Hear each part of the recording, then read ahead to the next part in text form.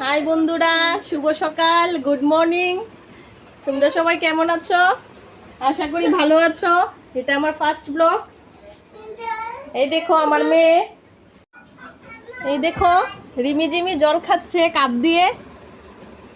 ওরা কাপ দিয়ে জল খাবে। আর এই দেখো মন্ত, মন্ত তুমি কি করছো? এবার রিমি জিমি জেমাকে দেখাই। এই দেখো রিমি জিমি জেমা কি করছে,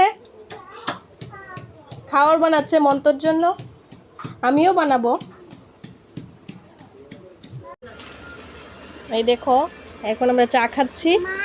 এখন কয়টা বাজে? 10টা বাজে। এই দেখো ওনারাও চা খাবে।